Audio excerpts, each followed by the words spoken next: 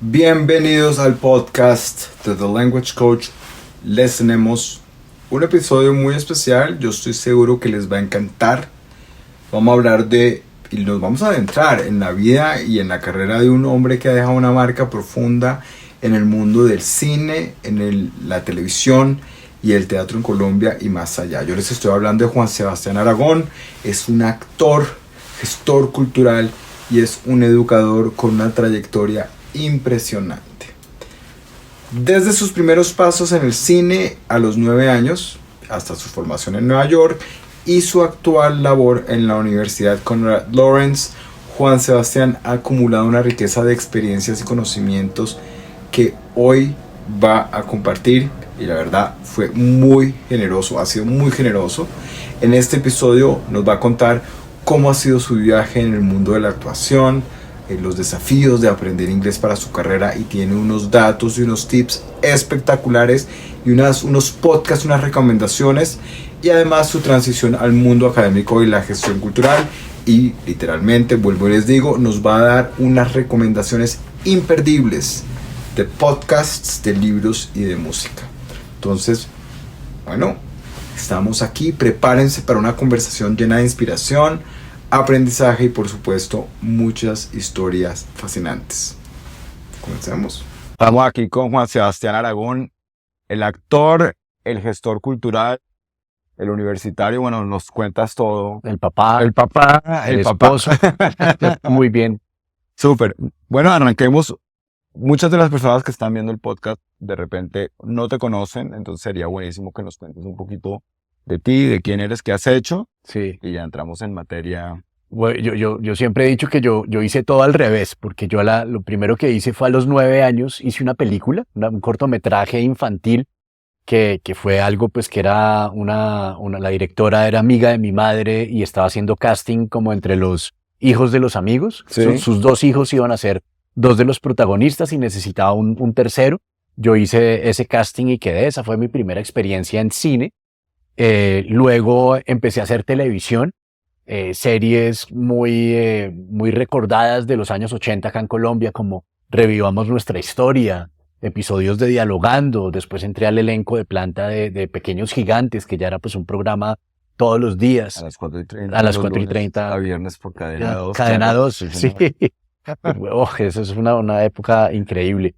En esa época tuve como mi primer trabajo así como Grandes Ligas, que fue en Los Pecados de Inés de Hinojosa. Okay. Entonces hice cine, hice después televisión. Después en el 92 tuve mi debut teatral con La increíble y triste historia de la Cándida Heréndira y su abuela desalmada, Okay. dirigida por Jorge Ali, que tuvimos una gira mundial increíble. Esa fue una experiencia maravillosa. Eso se presentó en La Castellana. Eso, acá en Bogotá se presentó en el Teatro La Castellana.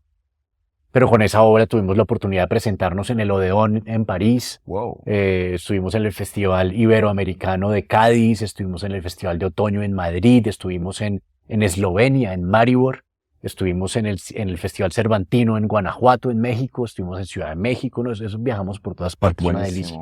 Y entonces, después de haber hecho cine, televisión y teatro, entonces ahí sí me fui a estudiar. Me fui a estudiar a los 25 años a Nueva York, a la American Academy of Dramatic Arts. Allá estuve trabajando en teatro también un par de años más. En total estuve 4 años. Regreso a Colombia, sigo trabajando en televisión y en cine y en teatro durante 15 años más. Y ya ahorita llevo 8 años donde he estado con la actuación en pausa y trabajando con la universidad, con la Conrad Lawrence, haciendo gestión cultural, entre otras cosillas por ahí. Genial, genial. Bueno, vámonos un poquito en toda esa historia como actor, ¿qué rol han jugado los idiomas? Es decir, tanto te ha tocado actuar en otros idiomas, qué idiomas hablas, y además, ¿cómo manejan los actores los idiomas? Yo que soy músico, sé que uno aprende idiomas, pero realmente uno no habla idiomas, sino las cantantes de ópera que cantan en italiano perfecto, no tienen ni idea de italiano, sí, pero cantan porque aprenden la dicción. ¿Cómo funciona eso en el campo de los actores? Bueno, mi mamá lo utilizó muy bien para obligarme a estudiar, porque yo empecé en un colegio público y luego como en tercero de primaria me pasé a un colegio privado bilingüe Al principio yo no tenía bases de inglés, al principio me costó mucho trabajo, me tiraba todas las materias que eran en inglés hasta que me tiré el año. Pero mi mamá siempre me decía como, no, usted no quiere ser actor, y entonces y cuando vaya a ir a Broadway, cuando vaya a ir a Hollywood, entonces va a necesitar inglés, entonces ahí ya era la motivación para ponerme a estudiar. Mm, yo luego cuando tuve ya los recursos y la oportunidad de irme a estudiar a Nueva York, esa era como los nervios, ¿no? Como yo ya llevaba como 7 años de haber terminado el colegio, yo me quejaba de que el nivel de inglés de mi colegio no era el mejor, pero sin embargo después me vine a dar cuenta de que el inglés que yo tenía fue suficiente para poder presentar la audición y para entrar a la escuela. Y ahí ya, pues, esos primeros años fueron duros, me daba mucho dolor de cabeza, porque además hay una cosa y es, en cualquier otra profesión, pues obviamente uno tendrá que leer libros técnicos y artículos académicos y relacionarse con los compañeros y con los profesores, pero estudiando teatro, estudiando arte dramático, hay muchos ejercicios que son improvisando en inglés. Y eso era particularmente un reto, porque era como no, en ese momento tratar de conectarme con las emociones mías, con las emociones del otro, y tratar de encontrar la palabra adecuada para describir lo que estaba sucediendo. Entonces eso fue una experiencia muy, muy linda. Yo tuve la fortuna de que estudié en un conservatorio de actuación que es reconocido sobre todo por el énfasis que pone en todo el programa de Voice and Speech, donde nos enseñan una cosa que se llama el IPA, el International Phonetic Alphabet, que son estos símbolos raros que uno ve al lado de las palabras en los diccionarios, y que le enseñan a uno técnicamente cómo producir un sonido que de pronto no existe en el idioma de uno, ¿cierto? Entonces, por ejemplo, yo me enteré, después de haber estudiado toda la vida en el colegio, me enteré por primera vez que en inglés hay 15 vocales. Y a mí nunca me habían dicho eso. Entonces, no, hay 15 vocales. Yo tenía un libro buenísimo que se llama Speak with Distinction, donde cada capítulo está dedicado a un fonema. Entonces a uno primero le muestran mecánicamente cómo se ubica la lengua, si hay que vibrar las cuerdas vocales o no, cómo se manejan todos los articuladores de la boca, los resonadores, todo. Y después vienen toda una serie de ejercicios donde uno practica ese fonema al principio, en la mitad o al final de una palabra. Y uno tenía que hacer como la partitura de todos los textos, marcando a ver cuál era la vocal o la consonante. Bueno, además hay varias consonantes que existen en el inglés que no existen en el español. En español, sí. Entonces eso fue un trabajo muy, muy interesante. Yo siento que en esos 2 años de escuela yo pasé de tener un acento súper colombiano a llegar a un punto en que en el mejor momento un americano decía, este tipo no es de acá, pero no sé de dónde es. Entonces era una cosa muy rara. Eso después uno lo pierde un poco si no lo practica, por eso trato de leer mucho en inglés y de leer en voz alta cuando estoy leyendo en inglés. Mis hijas deben estar mamadas de mí.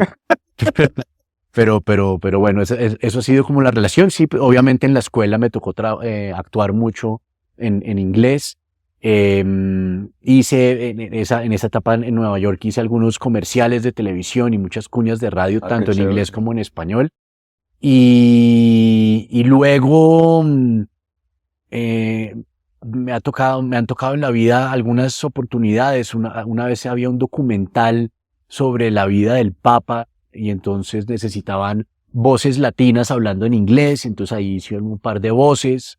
En los audiolibros que he hecho, a veces me ha tocado también, he hecho varios de Stephen King, entonces hay muchas referencias a canciones o a poemas que entonces se leen en inglés en original. Okay. Entonces esa ha sido como la experiencia entre el arte y el idioma. Y el idioma, genial. Pero hay una cosa, digamos, muchos de nuestros estudiantes tienen el problema que tú tenías al principio, que tú pensabas que tu inglés no era lo suficientemente bueno, pero ya cuando te enfrentaste a la vida real te diste cuenta, no, mi inglés es lo suficientemente bueno, o sea, funciona.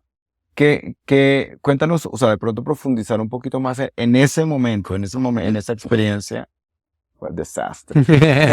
En ese momento, en esa experiencia de llegar a Nueva York y darte cuenta, no, my English is actually good enough. O sea, obviamente desde el momento en que llegaste al momento que te graduaste, además con un programa súper profundo en desarrollo de no solamente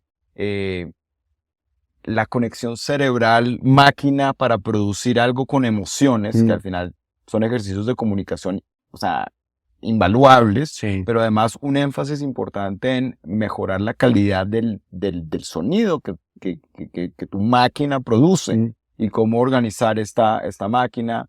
Entonces, cuéntanos un poquito más sobre primero ese impacto inicial y cómo fue la evolución. Uf. Claro, además que es una cosa es uno aprender un idioma en un colegio en Bogotá, ¿cierto? Y uno ver unas películas, oír unas canciones, etcétera, etcétera. Pero otra cosa es ya vivir allá en Nueva York, donde uno va a encontrar el inglés de la calle, el inglés que está lleno de historia, porque además de una gran diversidad. Entonces, acostumbrar el oído para tratar de entender. Al principio era muy difícil entender. Luego, una cosa que yo estoy seguro que aquí se ha hablado mucho y es superar el miedo a embarrarla, que eso es importantísimo y yo creo que los gringos lo tienen. Los gringos les importa un pepino hacer el ridículo. Un pepino. Entonces se arriesgan y la embarran y se ríen y y hablan duro y cometen los errores como con vehemencia, ¿no? Sí.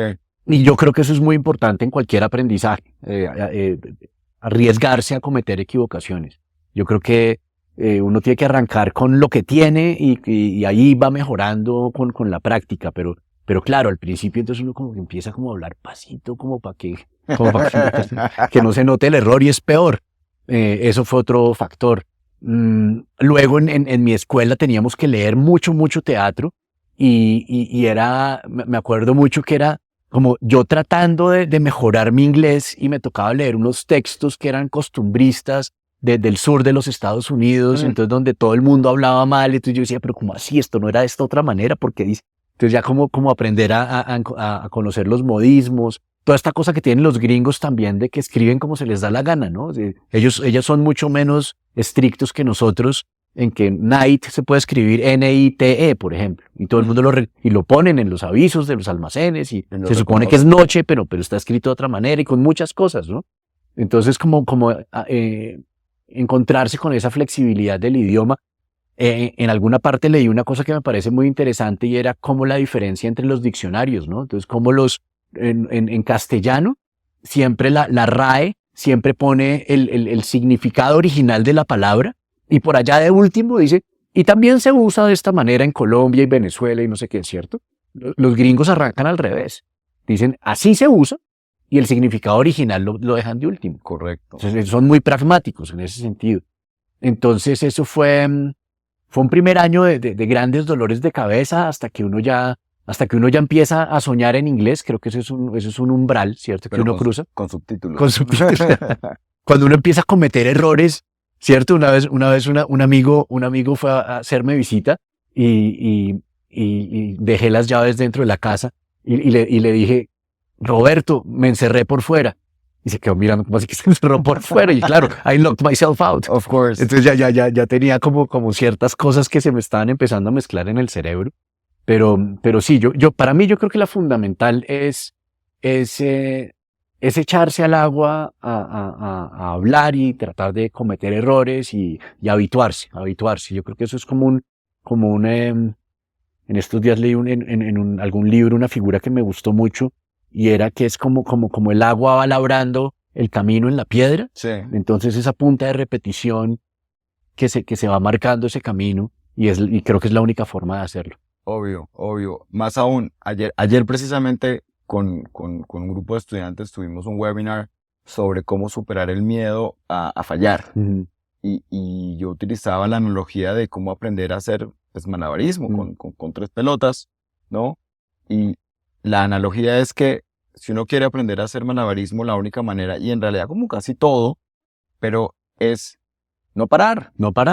Tienes que darle y darle. Hasta que entiendas. Así. Eventualmente estás o montando bicicleta o nadando y entiendes la relación corporal, la relación de balance, de equilibrio, de ver cómo con el rabillo del ojo, un montón de cosas. Y es lo mismo con el idioma. O sea, en el momento que pares de aprender. Tal cual. Ahí se queda Sí. hasta que llegues a ciertos hitos en el camino. Entonces, pues claro, súper chévere. Y que había una cuestión que me llama mucho la atención, que te tocaba hacer acentos en inglés de diferentes partes de Estados Unidos o diferentes partes del mundo. ¿Cómo funcionaba esa vuelta? Eso me pareció fascinante, porque en mi contexto acá en Colombia, siempre hacemos novelas de paisas, de costeños, de opitas, de pastuzos, de llaneros, no sé qué, y eso siempre estaba como muy basado en el oído del actor, ¿no? Hay gente que tiene un gran oído y tienen un gran talento para hacer los acentos, yo no. En mi caso tiene más oído un ojo, y,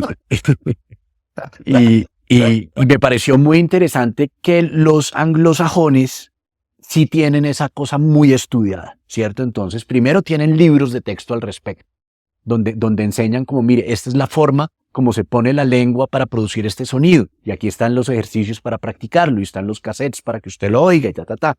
Y fuera de eso, entonces tienen otros textos donde a usted le enseñan cómo hablar inglés con acento japonés, cómo hablar inglés con acento italiano, cómo ta, ta, ta. Entonces, por ejemplo, cosas muy sencillas. Entonces, ¿cómo ubica uno a un latinoamericano? Entonces, uno sabe que en español no hay palabras que empiecen por la palabra S, por la letra S seguida de consonante. Entonces, los latinos siempre le metemos una E antes. Correcto. Entonces, un latino dice student, star, street, ¿cierto? Los italianos hacen al revés. Los italianos no tienen palabras que terminen en consonante, entonces le meten una E al final. Entonces, si uno quiere hablar como italiano, una de las cosas que uno dice, en vez de decir good night, uno dice gute night. Y ahí uno va marcando cosas. Entonces en esos textos, eso ya está súper inventado. Entonces uno le dice, mire, estos son los cambios fonéticos que usted tiene que implementar para que su texto suene a irlandés, a japonés, a francés, etcétera. Y eso me pareció fascinante tener esa herramienta y ver cómo, con el rigor que lo hacen, ¿no? Entonces cuando uno ve a los actores americanos haciendo acentos que son ajenos a su historia personal, pues uno sabe que tienen ese tipo de trabajo detrás y tienen un coach además. Entonces es una cosa que es muy rigurosa, me pareció admirable. Genial.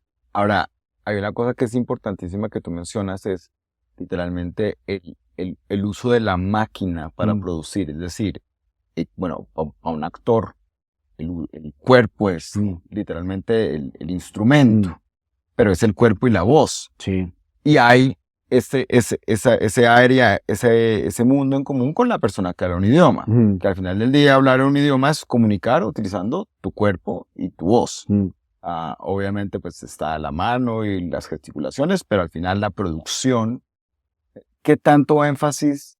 O sea, obviamente estaba el énfasis de entender el IPA, que no es la cerveza, sino entender el IPA y los diferentes, porque hay varios IPAs, ¿no? El estándar, el británico, el americano, y ahí hay descubrir un montón de cosas.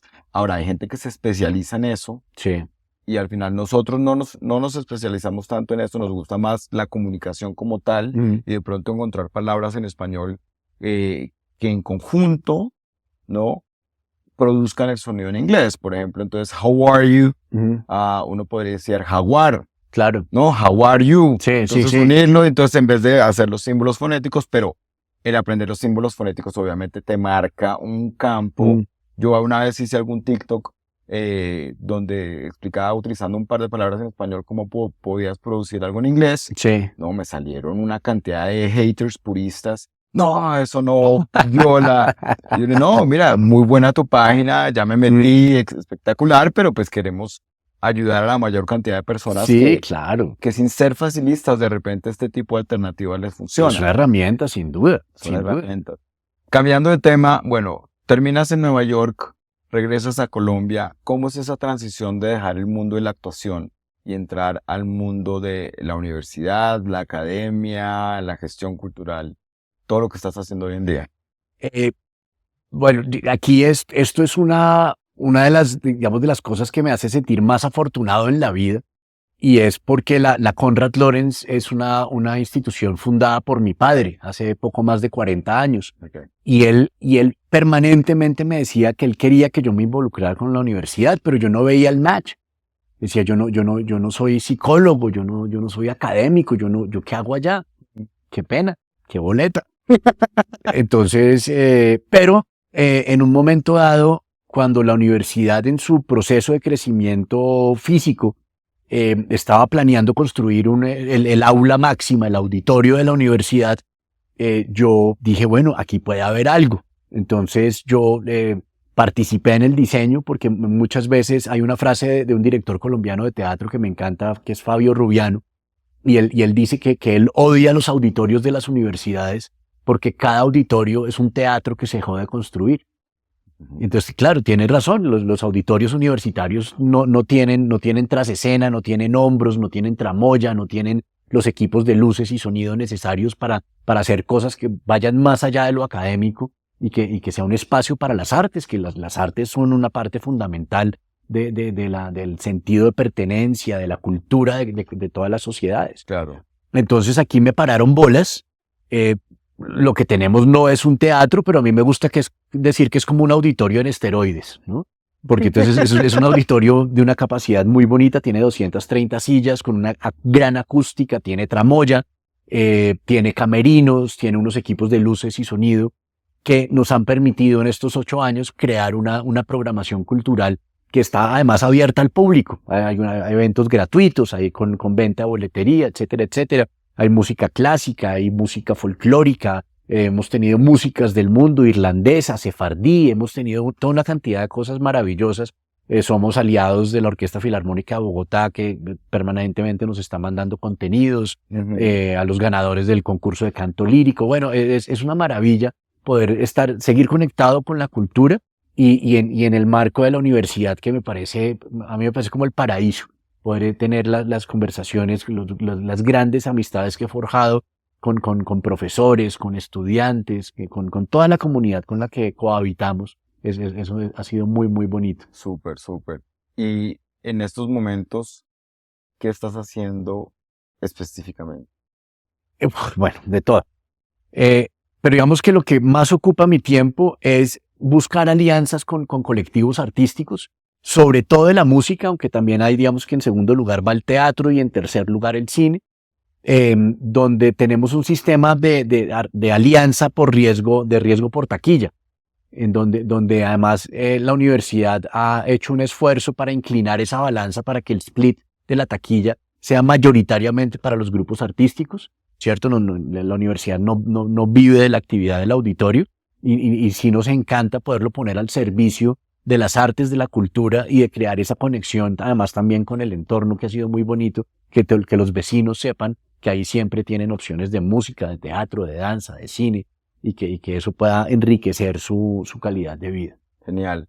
Pues básicamente me diste el papayazo, porque ya que estamos hablando de música, arte, cine y demás, te voy a pedir recomendaciones para las personas. Oh. O sea, arranquemos con podcast.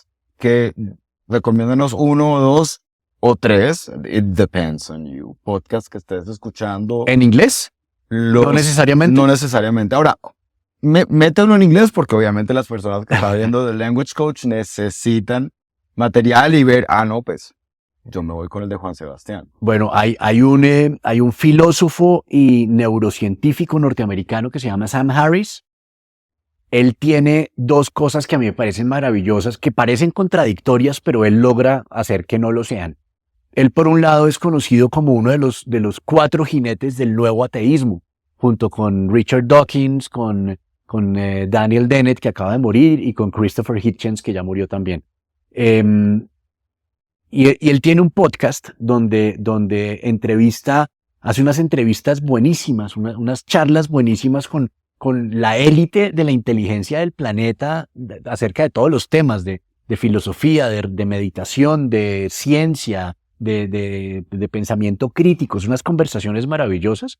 Ese podcast se llama Making Sense. Okay. Ese tiene una versión gratuita donde a uno lo dejan oír como la primera hora de la charla, o si no, pues uno puede pagar y oírlo completo. Aunque Sam Harris, por su filosofía, él tiene una promesa de valor y él dice: si usted no tiene con qué pagar mi podcast, escríbame un correo y dígame que no tiene con qué pagar y yo se lo doy gratis. Wow. Sin preguntarle por qué. Y yo, bueno, chévere. Yo sí le hago una donación de $7 mensuales. Me parece que lo que hace es maravilloso. Y al mismo tiempo tiene la que yo considero es la mejor aplicación para meditación, porque él es un activista de la meditación trascendental, pero desde una perspectiva totalmente laica. Y tiene una aplicación que se llama Waking Up, que a mí, de las que yo he probado, me parece que es la más bonita, porque tiene todos los cursos de meditación, tiene distintos profesores, tiene distintas charlas, es una maravilla de herramienta. Entonces, esos dos me encantan, Genial. por un lado. Por otro lado, descubrí hace poco una joya que se van a morir. Se llama Grandes Infelices. Es un podcast de Javier Peña. Tiene ahorita creo que debe tener por ahí unos 16, 18 episodios publicados. Y él cuenta las vidas de novelistas famosos que tuvieron unas vidas terribles, pero que esas vidas a la hora del té pues son la base de la obra literaria que dejaron. Entonces, ahí, bueno, pues está Virginia Woolf y está Vonnegut y está, bueno, todos los que han tenido vidas complicadas, pero es una maravilla de podcast. Esos dos los recomiendo muchísimo. Genial, genial. Infelices. Grandes Infelices. Grandes Infelices. Y el otro Making Sense. Making Sense, con Sam Harris. Sí. Está súper bien. Y además, de ñapa nos botaste una app de meditación. De meditación, que sí. es Waking Up. Es Waking Up, Sí, sí. yo hago meditación trascendental, entonces me parece, obviamente voy a... Es bellísima, además de todo el diseño gráfico, todo es increíble. Espectacular. Es muy, muy bonito. Espectacular. Bueno, libros. Libros. Bueno, si nos vamos por el lado de la ficción, ahorita estoy haciendo una deuda que tenía desde hace mucho tiempo y me estoy leyendo los cuentos completos de William Faulkner, que tengo entendido y ahora entiendo por qué fue una de las grandes influencias para García Márquez. Correcto. Y uno leyendo esos cuentos, uno dice, ahí está esa forma maravillosa de narrar unas cosas tan cotidianas y aparentemente tan invisibles, pero que él logra que todos estos pequeños eventos hagan un mundo maravilloso y uno realmente entienda la vida interior de los personajes. Me ha parecido muy, muy bonito. Entonces, eso es lo que estoy leyendo en ficción. Y de no ficción estoy muy enamorado hace unos años de la filosofía y de la ciencia, de la neurociencia. Entonces estoy leyendo mucho de eso. Ahorita, como te comentaba antes de empezar a grabar, estoy leyendo un libro de un psicólogo norteamericano que se llama Jonathan Haidt, que tiene un libro que publicó hace poco que se llama The Anxious Generation. Uh-huh. Y pues habla de un problema muy delicado que estamos teniendo a nivel mundial de salud mental en adolescentes, especialmente en mujeres adolescentes, y que tiene que ver con unas muy malas decisiones que hemos tomado los papás de esta generación, que es por un lado una sobreprotección totalmente desmedida en el mundo real, ¿cierto? Los niños no pueden salir ni a la esquina porque este es un mundo que consideramos peligrosísimo, aunque las cifras digan lo contrario.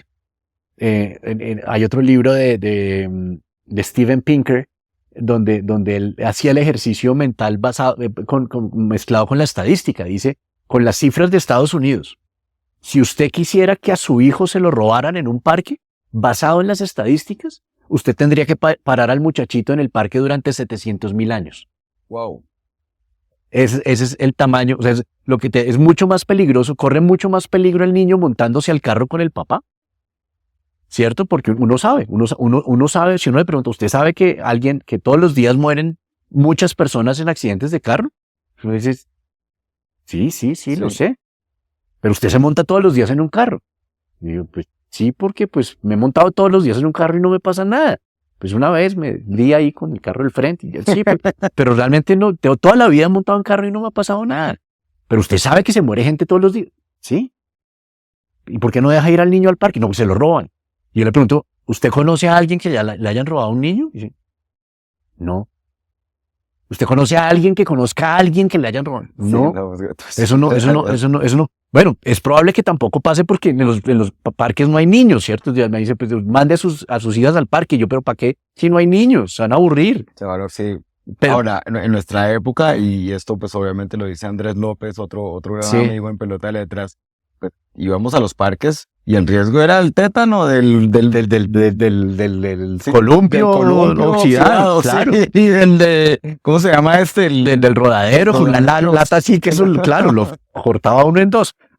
Pues, pero una de las cosas, en este libro hacen una analogía que me pareció muy bonita y habla de que en una época gente que estaba interesada en la agricultura creaban estos viveros y dentro de los viveros cultivaban ciertas especies de árboles. Y estos árboles llegaban normalmente hasta la adultez, pero apenas llegaban a la adultez se caían. Y no sabían por qué, hasta que se dieron cuenta de que hay muchas especies, especialmente de arbustos y de árboles, que para poder tener un tronco fuerte y poder tener una vida saludable, necesitan estar sometidos al viento desde que son pequeñas plantas. Okay. Y si no tienen esa lucha contra el viento, no se vuelven fuertes de grandes. Y los seres humanos somos iguales. En esta aplicación de Waking Up hay un mini curso de estoicismo que es maravilloso. El conferencista habla de un concepto que me gustó mucho. Y él dice, conocemos el sistema inmunológico, ¿cierto? Entonces uno sabe que los niños nacen con el disco duro en limpio y que apenas uno los manda al jardín infantil, son 3 años, uno paga para que no vayan todo el tiempo con gripas. Claro, porque están construyendo las defensas, porque están mezclando babas con todos los chinos, y eso es importantísimo para la salud del niño. Pero hay papás que por amor no dejan que el niño ni se suba al árbol, ni se bote a la tierra, ni haga nada, y lo que lo están haciendo es deprimiéndolo, inmunodeprimiéndolo. Opa. Y le pueden generar problemas muy importantes de salud si no está uno expuesto a la naturaleza, al entorno. Todo con equilibrio, por supuesto. Pero entonces él habla de que también existe el sistema inmunológico emocional. Entonces uno también necesita comer tierra emocional. Los niños necesitan aprender a pelear, a perdonarse, a llorar, a frustrarse, a perder. Todo eso es lo que los va a hacer fuertes como seres humanos, todo en equilibrio. Pero ahorita, por amor, lo que estamos haciendo es inmunodeprimir emocionalmente a los niños, y estas generaciones están llegando a las universidades y si les dicen, muéstreme la tarea, ya es acoso escolar. Entonces, es una cosa que es muy complicada, muy complicada y sobre todo, porque si fueran niños felices, uno dice, bueno, pues vale la pena, pero están en un medio de una epidemia de ansiedad, de depresión, de ideación suicida y de autolesiones. La están pasando muy, muy mal porque no están preparados para la vida. Increíble, increíble. Eso es como, en cierta medida, buscar el bien y lograr el mal. Tal cual. Porque además de eso, por ejemplo, sí, lo que tú dices en las universidades hoy en día, muchos profesores se están quejando de que, por ejemplo, no pueden plantear ciertos temas en clase, no pueden plantear ciertos debates, o eventualmente sí, hay situaciones donde se hieren las susceptibilidades, entonces ciertos estudiantes dicen, no, yo voy a retirar mi clase, sí. Y se pierde un montón literalmente, de avance intelectual, pero bueno, a mí, y esto de esta sociedad ansiosa que estás leyendo, ¿tiene también que ver con el consumo de redes sociales y esa inmediatez? Sin duda. Entonces es la mezcla de una sobreprotección en el mundo real y una desprotección absoluta en el mundo virtual. Claro, estos aparatos son unas cosas nuevas en la sociedad, ¿cierto? Ninguno de nosotros tuvo estas vainas en la infancia. Y hoy en día todos tenemos el aparato. Sí. Y ya no sabemos vivir sin ese aparato. Uno se siente en pelota cuando claro, sale de la casa sin él. Hay un dicho que más asustado que meter la mano en el bolsillo y no encontrar el celular. La dependencia es terrible y claro, pues tiene una cantidad de virtudes, pero también tiene una cantidad de peligros. Y entonces una de las cosas es que, por ejemplo, estos aparatos le han quitado a los niños la posibilidad de aburrirse. Y aburrirse es importantísimo. ¿Cierto? Un niño que no sabe qué hacer se inventa algo, crea algo, piensa en algo, se inventa un juego con lo que tiene. Yo me acuerdo que yo jugaba a rana con moneditas y con las cajas de los cassettes de VHS, porque era lo que tenía en un momento y me inventaba ese juego. Entonces los niños hoy en día están muy sedentarios. Los niños necesitan, como decíamos ahorita en la analogía de las plantas, necesitan estar afuera sin supervisión de adultos para poder empezar a construir esas herramientas emocionales que van a necesitar para la vida. Los parques hoy en día son todos forrados en terciopelo, entonces ahí no se va. Claro, no queremos que se corten dos como podía pasar en un parque viejo, pero en el libro dicen que hoy en día estamos haciendo que los parques deberían ser as safe as necessary, not as safe as possible, que son dos conceptos distintos. Diferentes, sí. Entonces, a los niños hay que dejar que corran cierto riesgo. Que se revienten. Eso es lo que les va a permitir ellos aprender a calcular el riesgo. ¿Cierto? Un niño que nunca ha salido a la calle, es muy probable que a los 18 años lo atropellen en un cruce porque no sabe mirar a los lados. Yo con mis hijas, con mucha resistencia de mi esposa, pero yo sí como vayan, saquen al perro, vayan a darle la vuelta al perro solas en el barrio y vayan a la tienda y compren algo y vuelven y que aprendan a pagar y a recibir vueltas y hablar con desconocidos. Necesitan esas herramientas. No, claro, si no después pasa. A mí me interesa mucho saber, pero ya nos enteraremos. Esa generación, esos 3 años de COVID, de pandemia, esos peladitos. No, terrible porque el aislamiento, ese es otro factor. No es lo mismo tener este tipo de encuentro, de estar con una persona, hablar con una persona, conectar, mirarse a los ojos, ver los microgestos en tiempo real y de manera sincrónica. Sí. No es lo mismo que estas relaciones que se están creando en estas redes sociales, donde muchas veces los niños están interactuando con gente que nunca han visto antes, independientemente de que pueda ser un pedófilo de 70 años metido en un sótano. Están hablando con gente que no conocen, con muchos al mismo tiempo. Entonces realmente ninguna relación tiene el mismo valor que podía tener una relación de estas. Es de manera sincrónica, se mantienen muchas relaciones al mismo tiempo, donde si se pierden no importa tanto. ¿Qué más decía el libro que me parecía muy interesante?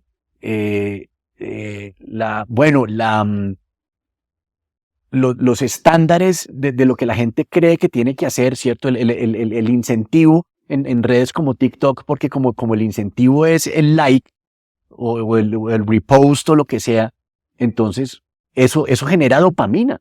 Sí. Eso a uno le da la misma felicidad que meter una canasta o meter un gol o comerse un chocolate. Sí. Genera dopamina.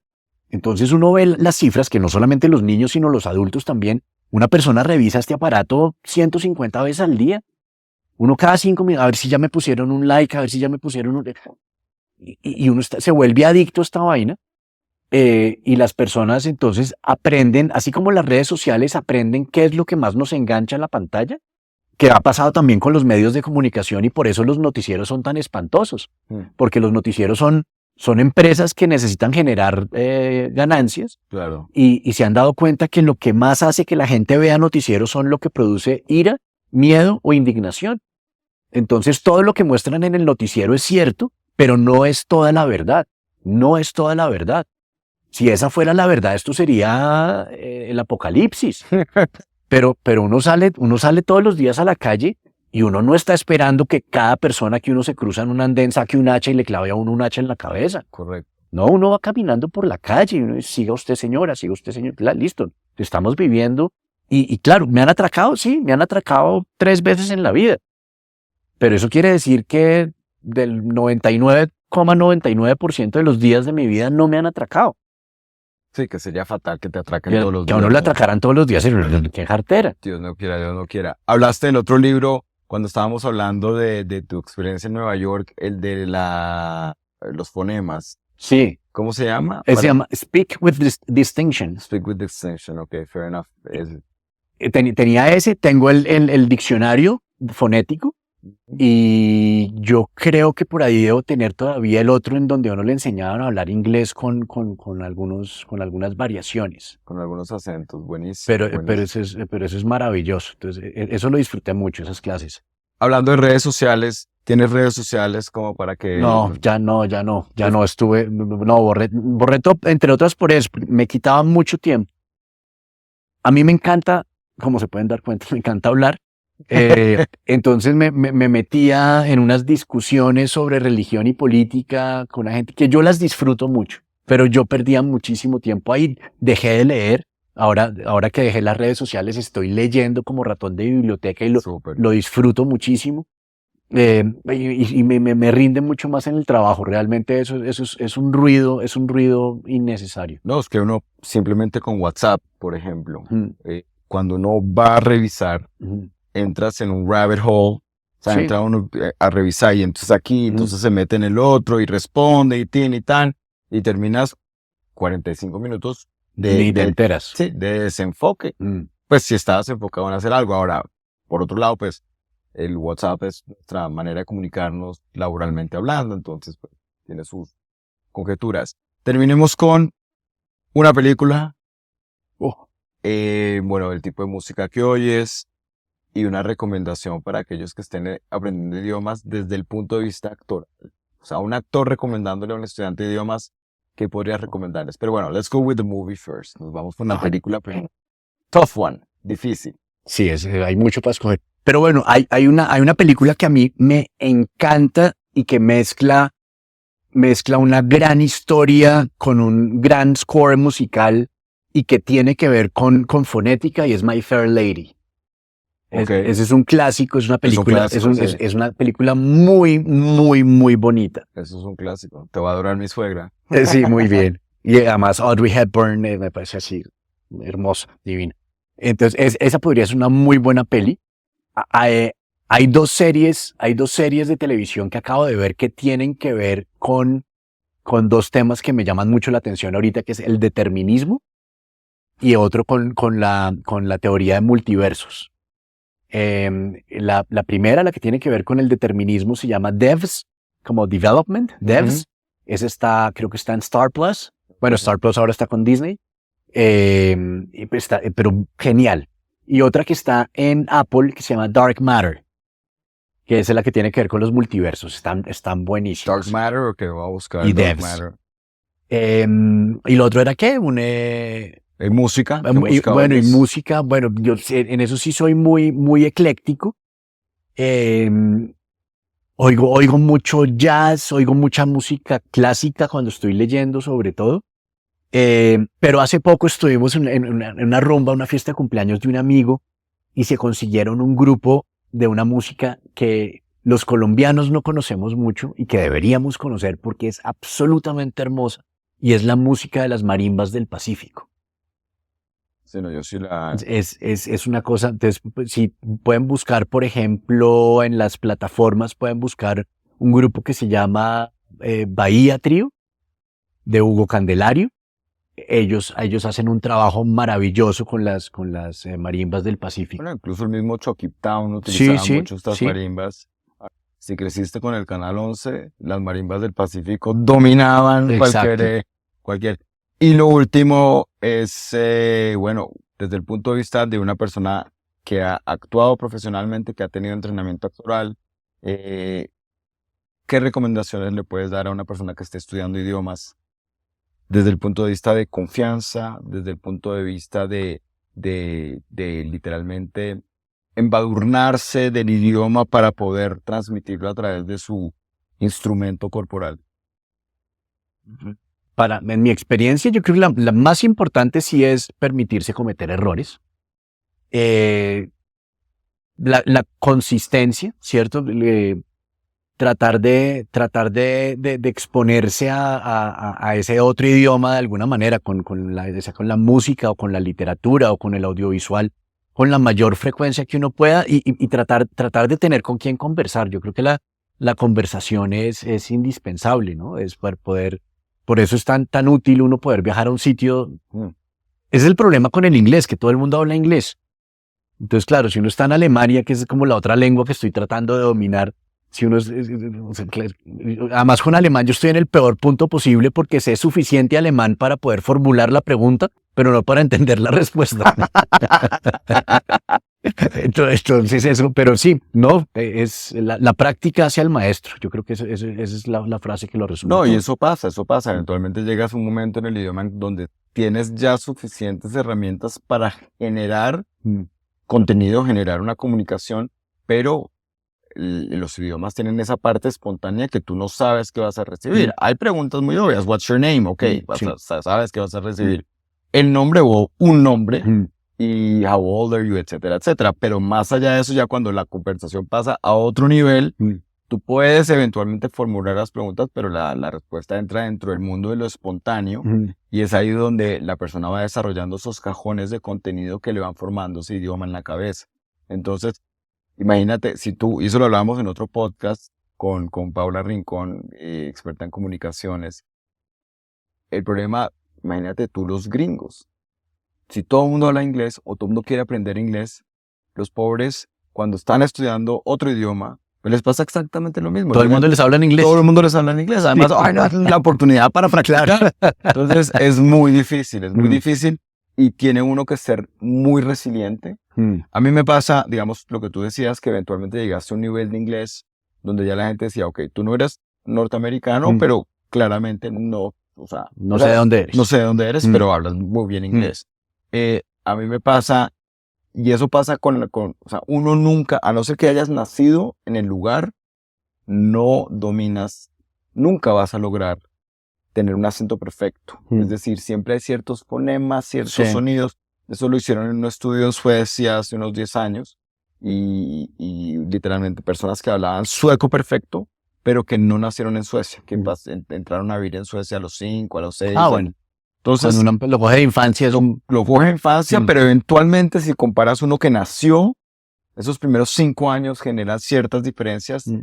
Entonces, por ejemplo, a mí muchas veces me pasa, no me pasa tanto en Estados Unidos, pero a veces sí sucede que me dicen, espérate, ¿de dónde en Europa eres tú? Ok. O que estoy en Europa y me dicen, ¿de Nueva York o de Filadelfia? Ok. ¿Sí me entiendes? Ok. Entonces es como que, y son como es la música de lo que uno está Es la produciendo. Y pero bueno, Mm. súper bien. Bueno, Juan Sebastián, un placer. No. A pleasure. Very nice. Pleasure is all mine. Sounds very good. Siempre un placer tenerte aquí. Y bueno, que se Hasta la repita. próxima. Hasta la próxima. Muchas Esa gracias. frase súper. Muchas gracias. Buenísimo. Bueno, llegamos al final de otro episodio del podcast de The Language Coach. Espero hayan disfrutado tanto como yo esta charla con Juan Sebastián Aragón, la cual ha sido increíble a través de sus experiencias en el mundo de la actuación, su pasión por las artes, su dedicación a la educación, la gestión cultural. O sea, el programa de hoy estuvo espectacular y recuerden, no se trata solo de lo que hacemos en la vida, sino de cómo lo hacemos, cómo nos conectamos con el mundo que nos rodea. Y Juan Sebastián nos ha mostrado con pasión, dedicación y un espíritu abierto al aprendizaje, podemos dejar una huella duradera en todo lo que emprendemos. No olviden suscribirse al podcast, al canal de The Language Coach, dejar sus comentarios, dejar campanita, compartir con amigos, familiares. Y bueno, vamos a seguir explorando historias inspiradoras de la vida real y cómo todas van rozando con el inglés.